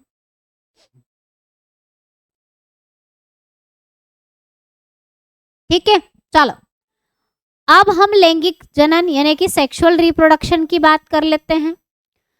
सेक्सुअल रिप्रोडक्शन कैसे होता है मैडम, कवकों में। तो कैसे होता है, मान लो एक कवक ये है और एक कवक ये, दो कवक हैं, दो कवक आएंगे और ज्वाइंट मान लो हो गए। ज्वाइंट होना क्या कहलाता है, इनके प्रोटोप्लाज्म मिक्स हो गए, ये दो कोशिकाएं अलग अलग कोशिकाएं आई, एक दूसरे से टच हो गई और इनके जो प्रोटोप्लाज्म है यानी कि जीव द्रव्य हैं वो मिल गए। तो दो पेरेंट लगे ना, इसीलिए इसको किस में रखा है, दो माता पिता लगे, माता पिता समझ लो, पिता पिता माता पिता समझ लो, दो आए दो मिले, इसलिए इसको लैंगिक जनन में रखा गया है। तो सबसे पहली स्टेप क्या होती है, कैसे कैसे होता है इनमें लैंगिक प्रजनन, तो सबसे पहले प्लाज्मोगेमी होती है। प्लाज्मोगेमी, प्लाज्मोगेमी का मतलब क्या है कि दो कवक आए और मिल गए और उनके प्रोटोप्लाज्म यानी कि जीव द्रव्य संलयित हो गए, मिल गए, मिक्स हो गए, इसको बोलते हैं प्लाज्मोगेमी। कभी बाय चांस तुम कैरियोगेमी पढ़ चुके हो, है ना, कैरियोगेमी पढ़ चुके हैं, प्लाज्मोगेमी भी याद रखना। प्लाज्मोगेमी का मतलब होता है जीव द्रव्यों का मिलना, मिक्स होना, नाभिकों का मिलना, कैरियोगेमी पढ़ चुके हो, ठीक है। अब दूसरी स्टेप में क्या होगा मैडम, ये मिल गए, चलो इनके प्रोटोप्लाज्म मिक्स हो गए, दूसरी स्टेप में होगा कैरियोगेमी। कैरियोगेमी शब्द सुन के अब तुम्हें डरने की जरूरत नहीं, तुम समझ चुके हो, सेल पढ़ चुके हो। कैरियोगेमी का मतलब होता है नाभिकों का मिक्स होना, न्यूक्लियस का मिलना। ये दो अलग अलग नाभिक थे, ये तो दोनों मिलके एक हो गए, लेकिन इनके न्यूक्लियस अभी भी अलग अलग है, इनके नाभिक अलग अलग है, दोनों मिल गए एक नाभिक बना लिया। तो यहाँ पर क्या हुआ, दो अलग अलग सेल मिली, दो अलग अलग सेल मिली तो क्या हुआ, मियोसिस हुई ना यहाँ पे, ठीक है। एक नाभिक बना और इसी के द्वारा जो स्पोर बने वही एक फ्रूटिंग बॉडी, एक फल बना, इनके मिलने से एक फल बना और उस फल के अंदर स्पोर बने, बीजाणु बने। तो बेटा ये बीजाणु किससे बने, सेक्सुअल रिप्रोडक्शन से बने, लैंगिक प्रजनन के द्वारा स्पोर बने। वो स्पोर काय से बने थे, अलैंगिक प्रजनन हुआ था, एक ही पेरेंट से स्पोर बन गए थे, बीज बन गए, तो यहाँ पर दो से बने, इसीलिए इसको रखा जाता है किसमें, लैंगिक प्रजनन में, ठीक है। ये पूरी इसकी मेथड है, आपने कहीं ना कहीं बुक में पढ़ी होगी, जरा इसको हम एक बार देख लेते हैं कैसे कैसे हुआ। तो बेटा ये पूरा एक फंगस है, एक कवक है, दूसरा ऐसा कि ऐसा ही कवक एक और आया इसके पास में और ये यहाँ पे आके जुड़ गया, प्लाज्मोगेमी हो गई, प्लाज्मोगेमी हुई मैडम। प्लाज्मोगेमी के बाद इसका नाभिक और इसका नाभिक, इसका न्यूक्लियस और इसका न्यूक्लियस जुड़ गया और क्या बना, एक जायगोट बन गया, युग्मनज बन गया। हमारे इसमें भी बनता है ना जायगोट, कितनी कोशिका का होता है, 4 का होता है, 8 का होता है, शुक्राणु अंडाणु जब मिलते हैं उसके बाद क्या बनता है बेटा, जायगोट बनता है। तो यहाँ पर भी यही हुआ कि दो नाभिक मिल गए और एक जायगोट युग्मनज बन गया। अब ये युग्मनज क्या करेगा, ये बीज बनाएगा, ये बहुत सारे बीज बनाएगा। यहाँ पर देखो बहुत सारे स्पोर बन गए, लेकिन कौन सी मेथड से बना है, मियोसिस से बनेगा, यानी कि अर्धसूत्री विभाजन से बनेगा। और जब ये बीज कहीं पर गिरेंगे तो फिर से नया एक कवक बना देंगे। तो इस तरह से सेक्सुअल रिप्रोडक्शन होता है। लैंगिक प्रजनन समझ में आया? किसी को समझ में नहीं आया तो पूछ लेना। अलैंगिक प्रजनन और लैंगिक प्रजनन कैसे हुआ कवकों में, ठीक है। अब स्पोर की बात कर लेते हैं। ये जो बीजाणु है ना, कितने तरह के होते हैं, 2 तरह के होते हैं। वो बीजाणु जो अलैंगिक प्रजनन से बनते हैं उन्हें अलैंगिक बीजाणु कहते हैं। वो बीजाणु, वो स्पोर जो किससे, असेक्सुअल रिप्रोडक्शन से बनेंगे, उन्हें हम क्या कहेंगे, अलैंगिक बीजाणु कहेंगे। कौन कौन से नाम याद रख लेना बस। जूस्पोर जो कि गतिशील होते हैं, जूस्पोर ध्यान रखना, जूस्पोर। और एप्लानोस्पोर नाम है ये, एप्लानोस्पोर, कोनिडियोस्पोर और ओइडिया। ये 4 प्रकार के स्पोर हैं जो असेक्सुअल स्पोरों के नाम हैं, अलैंगिक बीजाणु हैं। किससे बने हैं, अलैंगिक प्रजनन से बने हैं, इसलिए अलैंगिक बीजाणु इनको हम कहते हैं। और लैंगिक बीजाणुओं के नाम कौन कौन से हैं बेटा, ओस्पोर्स, जाइगोस्पोर, एस्कोस्पोर और बेसिडियोस्पोर। ये सब क्या है, लैंगिक बीजाणुओं के नाम है। जिनको बीजाणुओं के नाम याद रखना है वो रख सकते हैं, जिनको नहीं रखना है कोई बात नहीं, कोई बड़ी बात नहीं, ठीक है। चलो क्वेश्चन फटाफट से यहाँ पर क्वेश्चन का आंसर करो। निम्नलिखित में से कौन मुकुलन के द्वारा जनन करता है। विच of the following reproduce by budding, अभी बताया मैंने, बडिंग के द्वारा कौन प्रजनन करता है, क्या होगा इसका आंसर।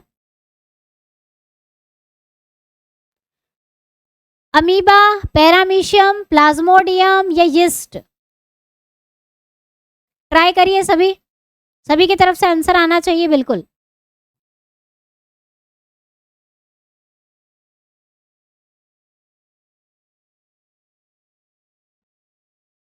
मुकुलन के द्वारा प्रजनन कौन करता है बेटा, यीस्ट। वेरी इंपॉर्टेंट क्वेश्चन है, ठीक है, एग्जाम में आने जैसे क्वेश्चन है। यीस्ट करता है, बिल्कुल करेक्ट। रंजन, विक्की, मनोहर, बिल्कुल करेक्ट बेटा। और बच्चों के आंसर, अभिषेक, धर्मेंद्र, अनुज, सभी बच्चों की तरफ से आंसर आना चाहिए। पांडेराम, अविनाश, अभिषेक तोमर, सागर, बिल्कुल सभी बच्चों की तरफ से आंसर आना चाहिए। बलराम जैना, क्या है ये बलराम जैना, D1 क्या लिख रहे हो, डी है ना। चलो आगे बढ़ते हैं बेटा नेक्स्ट क्वेश्चन की तरफ। निम्नलिखित में से कौन सा अलैंगिक प्रजनन का तरीका नहीं है। विच of the following is not mode of asexual reproduction.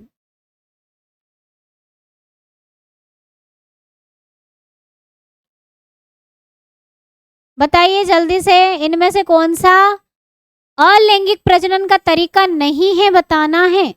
कौन सा नहीं है, बडिंग तो है मैडम, मुकुलन, मुकुलन, मुकुलन तो है मैम, विखंडन भी है, फ्रेगमेंटेशन भी है। जूस्पोर, जूस्पोर किस में आते हैं बेटा, अलैंगिक प्रजनन में आते हैं ये। जाइगोस्पोर, जाइगोस्पोर किस में आते हैं बेटा, लैंगिक में आते हैं। किससे बनते हैं, लैंगिक प्रजनन के द्वारा बनते हैं, ठीक है, बिल्कुल। तो थोड़े से कॉमन सेंस वाले क्वेश्चन रटना नहीं है, थोड़ा सा ध्यान देना। जितना पढ़ चुके हो सबका सार होते हैं क्वेश्चन, कुछ कुछ क्वेश्चन, बिल्कुल। ये लैंगिक अलैंगिक से बने हुए होते हैं, इसलिए बीजाणु किससे बने बेटा, ये अलैंगिक प्रजनन से बने, इसलिए इनको हम लैंगिक में नहीं डालेंगे। नहीं पूछा है, सी नहीं आएगा बेटा। देखो जूस्पोर मैं आपको बता चुकी हूँ, याद नहीं हो तो देख लो एक बार। जूस्पोर, ये जूस्पोर का नाम देखो किस में आ रहा है, अलैंगिक बीजाणु है। और ये एप्लोनोस्पोर, ये भी अलैंगिक वाला है। कोनोडियोस्पोर जो कोनेडिया स्ट्रक्चर बना था, ओइडिया ये अलैंगिक वाले बीजाणु हैं, और लैंगिक वाले बीजाणु में ओस्पर, जाइगोस्पोर और एस्कोस्पोर और बेसिडोस्पोर। देखो एस्को और बेसिडो आपको याद रखने की जरूरत नहीं है, हमने कवक के प्रकार पढ़े तो हैं, एस्किडोमाइट, माइसिडीज है ना, और बेसिडोमाइसिडीज, उनमें बनते हैं, उन्हीं के नाम पर इनके नाम रखे गए हैं, है ना। चलिए बहुत अच्छे, आगे बढ़ते हैं। कुछ बहुकोशिकीय जीव में जैसे राइजोपस, मशरूम, जीवाणु में और एस्परजिलस में प्रजनन किससे होता है?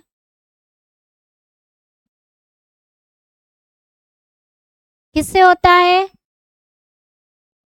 कुछ बहुकोशिकीय जो जीव है उनमें प्रजनन किससे होता है? जैसे नाम दिए हैं राइजोपस। बेटा जितने भी फंगस है ज्यादातर स्पोर बनाते हैं, बीजाणु बनाते हैं, तो इसका राइट आंसर क्या होगा बेटा? इसका राइट आंसर क्या होना चाहिए? बीजाणु बनाने के द्वारा। कुछ बैक्टीरिया, मैंने आपको बैक्टीरिया में भी रिप्रोडक्शन में पढ़ाया था, अलैंगिक प्रजनन में आपको पढ़ाया था कि कुछ बैक्टीरिया स्पोर बनाते हैं, बीजाणु बनाते हैं, मैं बताया था ना। तो कुछ जीवाणु के नाम, बैक्टीरियाज के नाम भी आते हैं उसमें, मशरूम, राइजोपस, एस्परजिलस। इनका पूछ ले कि ये अपना प्रजनन कैसे करते हैं, तो स्पोर कॉमन मेथड है। कवक की कॉमन मेथड कौन सी होती है प्रजनन की? स्पोर बनाना बीजाणु के द्वारा। जिस तरह से बैक्टीरिया की मेथड होती है बाइनरी फिजन, द्विविखंडन, बिल्कुल उसी तरह से कवक की जो मेथड होती है वो स्पोर होती है। याद रखना, भूलना नहीं। चलिए आगे बढ़ते हैं। कुछ इंपॉर्टेंट टर्म्स हैं जो आपको पता होनी चाहिए। बायोलॉजी पढ़ रहे हो, नर्सिंग असिस्टेंट का एग्जाम दे रहे हो, तो इतना पता होना चाहिए कि मैडम आइसोगेमी, एनआइसोगेमी, ऊगेमी, ये शब्द क्या है, क्या चीज होती है ये? तो ठीक है देख लेते हैं। आइसोगेमी का मतलब क्या है? आपको इतना पता है, आप सभी इतना जानते हैं कि मैडम एक फीमेल और एक मेल गेमेट आता है, एक फीमेल गेमेट और एक मेल गेमेट। गेमेट का मतलब क्या? युग्मनज। जैसे कि अंडा और शुक्राणु कोशिकाएं, वो आती है, मिलती हैं, वो मिलती है और क्या होता है? फर्टिलाइजेशन होता है, निषेचन होता है और जायगोट बनता है। ठीक है, तो अगर समान आकार के युग्मकों के बीच में, युग्मक, सॉरी युग्मनज नहीं बोलना है, युग्मक,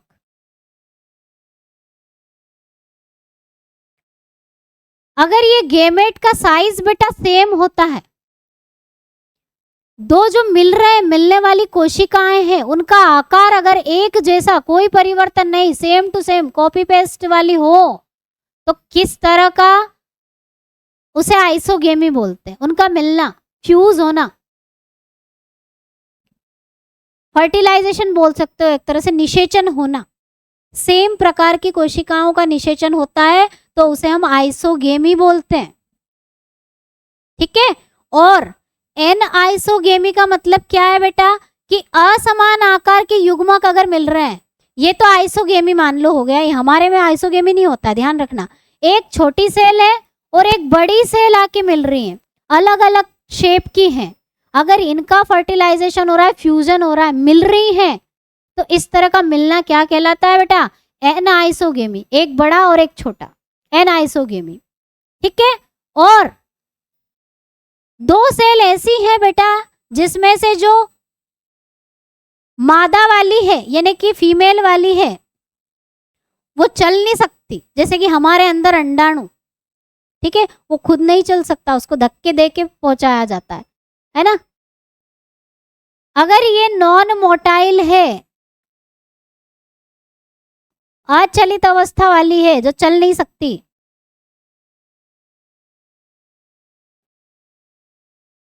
और जिसमें मेल यानी कि नर युग्मक जो है वो क्या कर सकता है? गति कर सकता है, चल सकता है, जैसे कि स्पर्म, इसके पास पूंछ है, स्पर्म, ये चल सकता है। तो इस तरह के आके फ्यूज होते हैं ना, उसको बोलते हैं ऊगेमी, उसको क्या बोलते हैं बेटा? उसको बोलते हैं ऊगेमी। मतलब दो युग्मकों का, गैमेट्स का, नर और मादा कोशिकाओं का फ्यूज होना, मिलना, संलयन होना, फर्टिलाइजेशन होना, निषेचन होना। अगर दोनों सेम है तो उसको बोलोगे आइसोगेमी। अगर एक छोटा है और एक बड़ा है तो उसको बोलोगे एन आइसोगेमी। और जिसमें से एक छोटा है, एक बड़ा है और छोटा वाला मेल वाला गति कर सकता है और फीमेल वाला गति नहीं कर सकता, फीमेल वाला बड़ा है, तो उसको बोलोगे ऊगेमी। ठीक है, ये शब्द हैं बायोलॉजी के जो कहीं ना कहीं मान लो किसी क्वेश्चन में आपके आ गए तो आपको समझ में आना चाहिए कि आइसोगेमी, ऊगेमी और एन आइसोगेमी होता क्या है। आ गई बात समझ में? चलिए, कैरियोगेमी क्या है? कितनी बार कर चुके हैं ये क्वेश्चन तो हम। कैरियोगेमी किसको बोलते हैं? फटाफट से आंसर टिक करो। कैरियोगेमी का मतलब क्या है? हाँ, और हमारे अंदर ऊगेमी होती है बेटा, बिल्कुल। हमारी क्या है, मादा की सेल बड़ी होती है, नर की सेल छोटी होती है, शुक्राणु जिसको बोलते हैं, और वो चल सकता है, तो हमारे अंदर होती है ऊगेमी।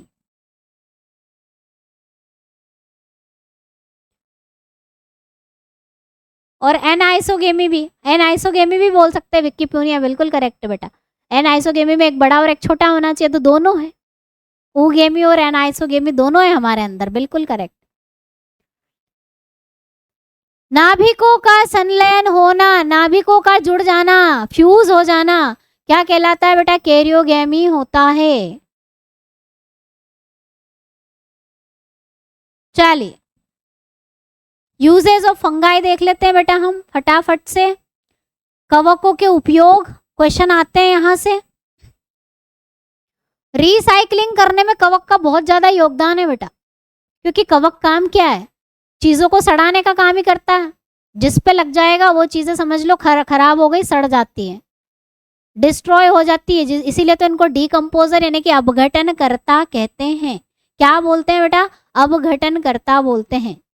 ठीक है, क्योंकि खराब कर देती, डीकम्पोज कर देती चीजों को, तो पुनर्चक्रण में इनका यूज करते हैं। They play a major role, ये मृत और सड़े गले पदार्थों के पुनर्चक्रण में प्रमुख भूमिका निभाते हैं। जैसे म्यूकर हो गया, राइजोपस हो गया, मोर्शेला हो गया, ये सब। ठीक है, और क्या यूज है मैडम कवकों के? तो और यूज देख लो। कुछ कवकों को हम खाते भी हैं, जैसे कि मशरूम, प्रोटीन का बहुत अच्छा स्रोत है। एगेरिकस बायोस्पोर इसका केमिकल नाम है।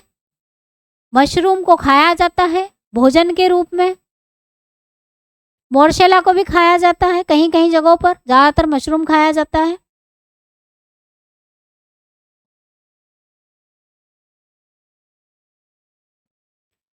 मेडिसिन में भी करते हैं, जैसे कि पेनिसिल। प्रोड्यूस, एंटीबायोटिक बनाने में इनका उपयोग किया जाता है, जो बीमारियों को रोकथाम में मदद करती है। पेनिसिलियम इसका बहुत अच्छा उदाहरण है एंटीबायोटिक का।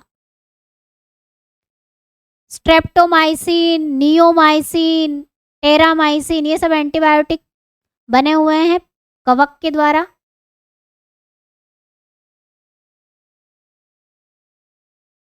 ऐसे कई कवक है जिनका उपयोग एंटीबायोटिक दवाई में करते हैं, पेनिसिलिन का नाम याद रख लेना, बहुत है। और क्या यूज है मैडम? इंडस्ट्री लेवल पर, उद्योगों में पेनिसिलिन का हम यूज करते हैं। एस्परजिलस, एस्परजिलस बहुत ज्यादा यूज करते हैं। सिट्रिक एसिड बनाया जाता है, क्वेश्चन पूछ लिया जाता है। सिट्रिक एसिड, सिट्रिक अम्ल किससे बनता है ज्यादातर? तो बेटा ये म्यूकर से भी बनता है, ध्यान रखना, और एस्परजिलस से भी बनता है, दोनों से बनता है। सबसे ज्यादा मात्रा में इसका यूज करते हैं एस्परजिलस। एक कवक है, एक फंगस है जिसका उपयोग करते हैं सिट्रिक एसिड बनाने में। ठीक है, चलिए, म्यूकर का उपयोग भी करते हैं, और बैक्टीरिया से भी बन जाता है सिट्रिक एसिड, बहुत सारे बैक्टीरिया का भी यूज करते हैं।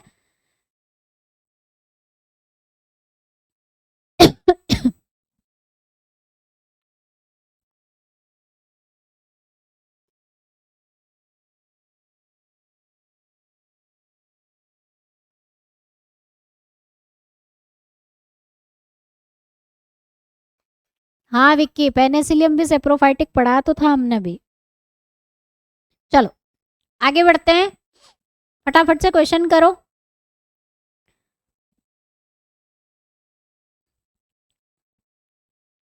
यीस्ट का उपयोग किसके उत्पादन में करते हैं? Yeast is used in production of what, किसमें उपयोग करते हैं बेटा यीस्ट का? शक्कर बनाते हैं, अल्कोहल बनाते हैं, ऑक्सीजन बनाते हैं, क्या बनाते हैं? तो क्या बनाते हैं? अल्कोहल बनाने में इसका उपयोग किया जाता है बहुत ज्यादा इंडस्ट्री लेवल पर, ठीक है। और भी जगह यूज हम आगे माइक्रो ऑर्गेनिज्म में सबके देख ही लेंगे, इतना याद रखना है अल्कोहल। निम्नलिखित में से किसका उपयोग एंटीबायोटिक्स तैयार करने में किया जाता है? बहुत आसान क्वेश्चन है, सभी फटाफट से करो टिक और आगे बढ़े। यीस्ट का उपयोग एंटीबायोटिक बनाते हैं, मशरूम से बनाते हैं, राइजोपथ से बनाते हैं, पेनिसिलियम से बनाते हैं। इसका नाम ही एंटीबायोटिक के साथ जुड़ चुका है। इसको तो खाते हैं, ये ब्रेड खराब, रोटी खराब करने वाला। इसका अल्कोहल और फर्मेंटेशन किण्वन में उपयोग किया जाता। पेनिसिलिन की खोज किसने और कब करी थी? पेनिसिलिन की खोज किसने करी थी? Who discover penicillin?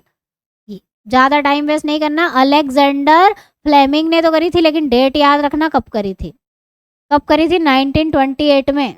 डेट पूछ लेते हैं, ये इंपॉर्टेंट वाले क्वेश्चन है, इनकी डेट याद रख लेना, बाकी सबकी हमें याद करने की जरूरत नहीं है। Option B is the right answer.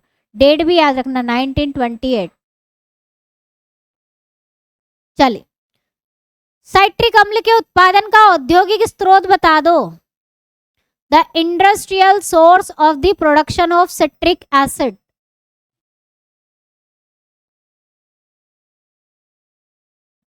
हाँ, वो एंजाइम मैंने इसलिए नहीं पढ़ा है क्योंकि हम आगे पढ़ेंगे उनको। बिल्कुल सही बोले पांडे राम जी आप। एमाइलेज, माल्टेज और जाइमेस, सबका अलग अलग काम। बहुत अच्छे। किसका उपयोग है? कौन बोल रहे हैं? बी, बी पे टिक कौन कर रहा है बेटा? तुमने क्या समझ रखा है सिट्रिक एसिड का मतलब? क्या खट्टे फल? अभी हाल ही मैंने बताया ना कि फंगस से बनता है, बैक्टीरिया से बनता है ये। औद्योगिक स्तर पर किससे बनेगा बेटा? बहुत ज्यादा मात्रा में बनाना है तो एस्परजिलस का उपयोग करना है ना। इससे भी बनता है, इससे भी बनता है, इससे भी बनता है, लेकिन सबसे ज्यादा मात्रा में एस्परजिलस का उपयोग किया जाता है। कंफ्यूज मत हो, इंडस्ट्रियल लेवल पे बहुत ज्यादा मात्रा में इससे बनाया जाता है। एनसीईआरटी की जो माइक्रो ऑर्गेनिज्म वाला चैप्टर है ना, उसमें भी लिखा है। ऑप्शन सी होगा इसका राइट आंसर। बिल्कुल। चलिए, तो बच्चों ये थी हमारी आज की फंगस की क्लास, फंगाई की क्लास। कुछ नहीं करना है, सेल याद रखना है, अपना खाना कैसे प्राप्त करते हैं वो याद रखना है, और अपना प्रजनन कैसे करते हैं आपको ये याद रखना है। बस सभी में आपको यही याद रखना है, चाहे प्लांट पढ़ रहे हो, चाहे एनिमल पढ़ रहे हो, चाहे मोनेरा पढ़ रहे हो, चाहे प्रोटिस्टा पढ़ रहे हो, यही 5 किंगडम है। और बेटा यहाँ से क्वेश्चन आते हैं, इनडायरेक्टली घुमा के कहीं से भी क्वेश्चन पूछा जा सकता है। इसको पढ़ना चाहिए, जो नहीं पढ़ते उनकी गलती है, ठीक है। तो जिनको क्लासेस पसंद आती है या अच्छा लगता है, एप्लीकेशन में सारी चीज़ें आपको प्रोवाइड की जा रही है, तो उससे रिलेटेड आप अपना जो है रेटिंग दे सकते हैं, है ना। रेटिंग देना ना भूले, क्योंकि इससे ही आगे जो बच्चे आएंगे इन फ्यूचर, आपका तो हो गया, आपका हो गया, आप क्या सीखें, आपको क्या अच्छा लगा, तो आप रेटिंग दोगे तभी बच्चों को समझ में आता है। एक एप्लीकेशन की रेटिंग से ही पता चलता है कि वो एप्लीकेशन कैसा है। तो रेटिंग देना ना भूलें, या कुछ कमेंट अच्छी बुरी जो भी आपको अच्छा लगा है ना। वैसे मैं कोशिश करती हूँ बुरा कुछ करूँ ना, अच्छा ही अच्छा आप लोगों के लिए इतना सारा कंटेंट जो है एक ही जगह पर प्रोवाइड किया जा रहा है। तो अगर आपको कुछ भी अच्छा लगता है तो आप रेटिंग या कमेंट लिख सकते हैं। एप्लीकेशन जहाँ खोलते हो वहाँ पर आपको मिल जाएगी प्ले स्टोर में। अब क्वेश्चन सही नहीं हो रहा है बेटा, तो ये इतना पढ़ने के बाद, जो टॉपिक अगर रिवाइज करने के बाद उसके तुम्हारे क्वेश्चन के आंसर नहीं बन रहे हैं तो बेटा बहुत बुरी हालत है ना। जिनके क्वेश्चन रिवीजन क्लास होने के बाद रिवीजन टॉपिक से नहीं बन रहे हैं तो फिर बेटा बहुत बुरी मुश्किल है, ठीक है। इसका फिर आप कुछ नहीं कर सकती हूँ। मैंने मेरी तरफ से पूरी मेहनत कर ली है, मैंने पूरी थ्योरी आपको पढ़ा दी है, अब MCQs भी करवा दिए हैं। इसके बाद अब मैं और क्या कर सकती हूँ, ये आपके ऊपर है। अब आपको प्रैक्टिस, मेहनत सब आपको करना है। मैथ की क्लास का बेटा रिवीजन नहीं होगा। मैथ की क्लास के आपकी जो टेस्ट सीरीज बची है वो अब मैं आपको दे दूंगी। आपको एप्लीकेशन से मैथ के क्वेश्चन सॉल्व करना है और आपको टेस्ट सीरीज प्रोवाइड कर दी गई है, उस टेस्ट सीरीज को सॉल्व करो। और बाकी आपके पास बुक्स अगर हो मैथ्स की तो उससे आप क्वेश्चन के प्रैक्टिस करो। यही आपको मैथ सॉल्व करना है, इसके अलावा कुछ ऑप्शन नहीं है बेटा, ठीक है। तो अब आपकी बारी है। आपको अपने जो वीक पॉइंट है, कमजोरियां हैं, वो आपको दूर करना है बेटा। मेरी तरफ से मैंने पूरी मेहनत कर दी है, इसके अलावा अब मैं और कुछ नहीं कर सकती, ठीक है। इसके अलावा आपको और क्या करूं मैं? आपके डाउट क्लियर हो रहे हैं, आपको 2-2 बैच मिल रहे हैं, इतना सारा पढ़ने को मिल रहा है, फिर तुम्हारी जो है ग्राफ अगर ऊपर नहीं होता है तो फिर कमजोरी आपकी है, आपकी तरफ से कोई दिक्कत है वो आपको ठीक करना है, ठीक है। तो बच्चों मिलते हैं फिर नेक्स्ट क्लास में, तब तक के लिए जय हिंद, जय भारत, वंदे मातरम। शनिवार को बेटा जो बच्चे जुड़े हुए नहीं हैं बैच से उनको बता दूं, जो नए स्टूडेंट्स हैं, शनिवार के दिन 11 से 12 के बीच में टेस्ट सीरीज दी जाती है। जिन बच्चों को लगानी है, जो लगाना चाहते हैं वो लगा सकते हैं। दिन में 11 से 12 के बीच में 1 घंटे के लिए आपको फ्री में मिलेगी। फ्री टेस्ट सीरीज है, ध्यान रखिएगा। एप्लीकेशन पर मिलेगी, नर्सिंग असिस्टेंट की जो टेस्ट सीरीज है उसके अंदर मिलेगी। और वैसे भी रिसेंट जिस दिन टेस्ट रहती है, जिस दिन शनिवार की डेट रहेगी बेटा, उस दिन की डेट लिखी होती है उस टेस्ट सीरीज के साइड में ब्रैकेट में, तो आप देख लेना आज की डेट है, शनिवार के दिन लगा सकते हैं आप बिल्कुल। पेड के अंदर मिलती है, वो पेड के अंदर फ्री मिलेगी 1 घंटे के लिए। सारी टेस्ट सीरीज लॉक मिलेगी, सिर्फ एक लास्ट की सबसे आखिरी वाली टेस्ट सीरीज डेट लिखी होगी वो फ्री रहती है 1 घंटे के लिए, फिर लॉक्ड हो जाती है, ठीक है। फिर भी अगर जो बच्चे टेस्ट सीरीज लगाने आते हैं, बहुत सारे बच्चों को नहीं मिलती है, प्रॉब्लम होती है, तो इस पर कॉन्टेक्ट कर लेना बेटा। शनिवार के दिन ये नंबर है या व्हाट्सएप नंबर है, उस पर आप कांटेक्ट कर लेना जिनको टेस्ट सीरीज नहीं मिलती है। रिवीजन बैच में MCQs के माध्यम से आपका रिवीजन कराया जा रहा है। रिवीजन बैच में आपको पूरा का पूरा नर्सिंग असिस्टेंट का बंडल 499 में दिया जा रहा है बेटा, जिसमें 2 बैच, एक ऑलरेडी कंप्लीट हो चुका है फाउंडेशन बैच और एक और चल रहा है रिवीजन MCQ बैच। दोनों के दोनों बैच, कोई सा भी बैच ज्वाइन करोगे 499 में दोनों बैच आपको मिल जाएंगे, फाउंडेशन और रिवीजन, जिसमें MCQs कराया जा रहे हैं। और 100 टेस्ट सीरीज कंप्लीट एग्जाम तक आपको प्रोवाइड कर दी जाएगी। चैप्टर वाइज टेस्ट सीरीज जिसमें लगभग 6000 MCQs है वो भी आपको मिलेगी। और प्रीवियस ईयर के पेपर्स भी आपको मिलेंगे जितने भी हो चुके हैं अभी तक। सब कुछ आपको एक ही में मिल जाएगा 499 में। जो बच्चे ज्वाइन करना चाहते हैं वो कर सकते हैं, अलग अलग आपको ज्वाइन करने की जरूरत नहीं। सब कुछ जितना भी मटेरियल है नर्सिंग असिस्टेंट का, सब कुछ एग्जाम के लिए जितना भी आपको मटेरियल रिक्वायर्ड है, theory, MCQs, test series, topic wise test series, सब कुछ एक में आपको मिल जाएगा, ठीक है। तो बच्चों मिलते हैं नेक्स्ट क्लास में। इसी तरह की क्लासेस कमेंट सेक्शन में ज़रूर लिखिएगा कि क्लास आपको कौन सी चाहिए, उस टाइप से आपकी क्लासेस आती रहेंगी। बायोलॉजी और पेपर सेट तो हम सॉल्व करते ही करते हैं, केमिस्ट्री की क्लास भी स्टार्ट कर दी गई है आप लोगों की डिमांड पर, और जैसी आपकी डिमांड रहेगी उस तरह से आपके जो हैं क्लासेस आती रहेंगी। तो मिलते हैं नेक्स्ट क्लास में। जय हिंद, जय भारत, वंदे मातरम।